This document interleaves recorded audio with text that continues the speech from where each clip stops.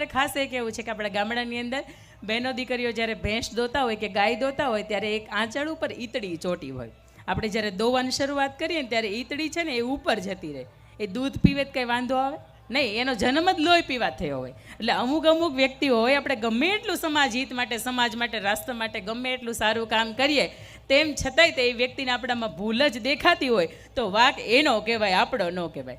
વરસાદ ખૂબ સરસ મજાનું ચોમાસું આખું જાય, વરસાદ વરસીને જાય, બધા જ નાના મોટા જેટલા પણ વૃક્ષો હોય ને કોળાય, નાના મોટા છોડ હોય ને એને તે કોળામણ આવે. પણ એક તમે જોયું છે કેરડો હોય ને, આવો પધારો, એક કેરડો હોય ને એની અંદર પાન ન ફૂટે તો એમાં વાંક ચોમાસાનો કે વરસાદનો ન કહેવાય, વાંક કેરડાનો કહેવાય. એટલે ઘણી વખત કોઈ સારું કરતું હોય ને આપણે સારા એને બિરદાવી શકીએ ને એ આપણી અંદર રહેલી ખાનદાની કહેવાય. અને આજે સરદાર વલ્લભભાઈ પટેલની પુણ્યતિથિ છે, ત્યારે મારે સરદાર વલ્લભભાઈના જીવનનો એક મજાનો પ્રસંગ આપ સમક્ષ કેવો છે. ખૂબ નાનો છે. જ્યારે સ્વતંત્રતા આપણને નહોતી મળી, આઝાદી નહોતી મળી, એ સમયે કોઈ સ્વતંત્ર સેનાની હતા અને એમણે સરદાર વલ્લભભાઈને કહ્યું કે જવાહરલાલ નહેરુ છે એ પણ પોતાની આત્મકથા લખાવે છે. સરદાર સાહેબ, તમારે આમાં આ વાતની અંદર ધ્યાન આપવાની જરૂર છે કે તમે કરેલા કાર્યો છે એ પણ તમારે લખાવવાની જરૂર છે. ગાંધીજી છે એ પણ સત્યના પ્રયોગો પોતાની આત્મકથા છે એ લખે છે, તો તમારે પણ ઇતિહાસની અંદર ખૂબ ઉજળા કામ કર્યા છે અને તમારે લખવા જોઈએ અથવા તો લખાવવા જોઈએ. ત્યારે સરદાર વલ્લભભાઈ પટેલે ખૂબ સરસ મજાનો જવાબ આપતા કહ્યું હતું કે હું પટેલનો દીકરો છું અને પટેલના દીકરા હોય ને ઇતિહાસ રચે, ઇતિહાસ લખાવે નહીં. અને કદાચ આ પાટીદાર સમાજ માટે ખૂબ ગૌરવની વાત કહેવાશે કે માં ખોડલના સાનિધ્યની અંદર 21 સમૂહ લગ્ન થાય ને આપણા માટે તે ઇતિહાસ કહેવાય. ઇતિહાસથી ઓછી વાત ન હોય. અને આજના સમયમાં જ્યારે 1 કે 2 પ્રસંગ આપણા ઘરના આંગણેથી ઉકેલવા હોય ને ત્યારે તે વર્ષો સુધી 2-5 વર્ષ ભૂલી જ જવાના. લગ્ન પછી ઘણા ફરવાનું માંડી વાળે છે, એટલા માટે કે લગ્નની અંદર જ એટલું બધું વધારાને આપણે બહારથી સમાજમાંથી ગોતી લીધા હોય. પણ તું જ્યારે બંને પરિવાર સાથે મળીને, વ્રજ ગ્રુપ સાથે મળીને આવા સરસ મજાના કામ કરતા હોય, સમાજ હિત માટેના, એક પણ જાતનો સ્વાર્થ વગરના નિસ્વાર્થ ભાવે આવા કામ કરતા હોય, ત્યારે ફરીથી એમના ઓવારણા લેવાનું મન થાય, એમને વધાવવાનું મન થાય.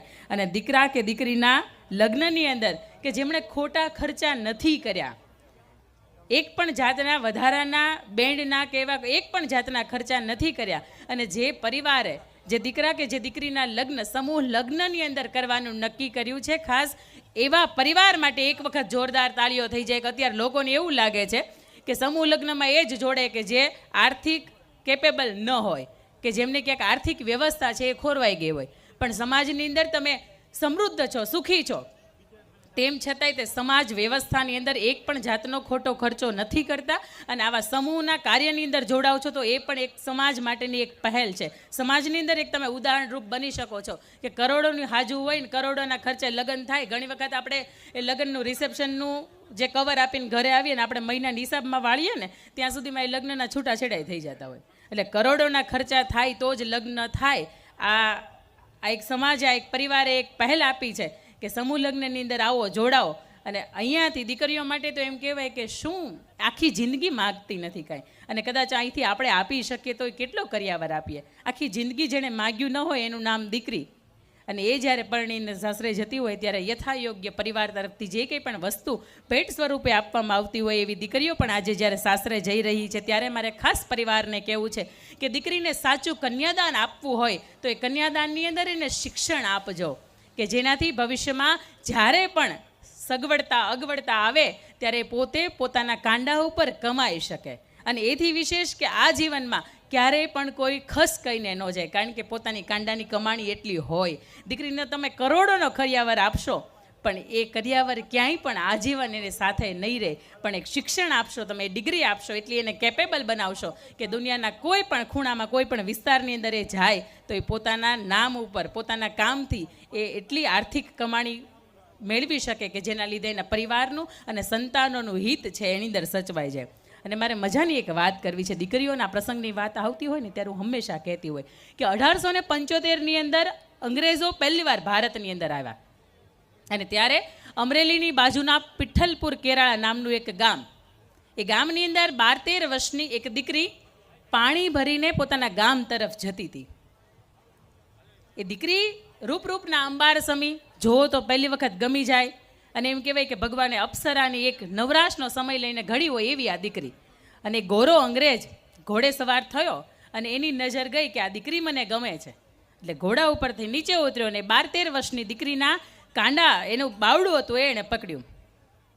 12-13 વર્ષની દીકરી અંદરથી એની ખુમારી કેવી છે મારે તમને એ વાત કરવી છે. એ 13 વર્ષની દીકરીએ પોતાના માથા ઉપર ગોળી, બેનો જોતા હશો પહેલાના સમયમાં આપણે પાણી ભરવા જતા ને તો માથે ગોળીને હાંડો લઈને જતા, તો એ માથે 20 લીટરની ગોળી ઉપાડી હતી પાણી ભરેલી, એને એક ફરફરતી મારી તો પેલો જે અંગ્રેજ અધિકારી હતો ને ત્યાં બેભાન થઈ ગયો અને એની સાથેના જે કંઈ પણ સાથીદારો હતા એને લઈને ગયા. દીકરી ઘરે આવી એના બાપુને કહ્યું કે બાપુ હવે મારાથી નહીં જીવાય. એટલે એના બાપુ એમ પૂછે છે કે બેટા તે એવું કોઈ કામ નથી કર્યું કે તારાથી આ સમાજની વચ્ચે ન જીવાય, તો આવો નિર્ણય મને કેમ સંભળાવે છે. ત્યારે બાળ વિવાહ થતા 1875ની વાત કરું છું, અને ત્યારે દીકરીના સગપણ એક દીકરાની સાથે નક્કી થઈ ગયા હતા. એનું નામ હતું નાનકો. એટલે દીકરી એના બાપુને એવું કહે છે કે બાપુ તમે નાનકાને સંદેશો મોકલો, જો એના કાંડામાં તેવડ હોય તો પેલા ગોરા અંગ્રેજ અધિકારીએ મારું બાવડું પકડ્યું હતું તો એમના રક્તની અંદર મારી ચૂંદડી ડૂબોડે અને પછી મને ઓઢાડવા આવે, અને જો એમને કહી દો કે એમના કાંડાની અંદર તેવડે ન હોય તો તાહળી કટોરો ઝેરનો લઈને આવે ને મને પાઈ દે, મારે નથી જીવવું.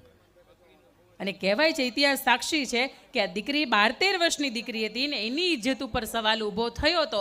ત્યારે એ દીકરીએ આવી માંગણી કરી હતી. ત્યારે એ નાનકો હતો, એણે એ અંગ્રેજ અધિકારીને માર્યો હતો અને એમના રક્તની અંદર એની ચૂંદડી ડૂબાડી હતી અને પછી આ દીકરીને ઓઢાડી હતી. મારે કહેવાનો તાત્પર્ય કે 12 વર્ષની દીકરીને ખબર પડતી હતી કે આપણા જીવન ઉપર, આપણા ચરિત્ર ઉપર લાંછન લાગે છે તો આપણાથી ન જીવાય. તો આજની 22-25 વર્ષની દીકરીને ખબર ન પડે?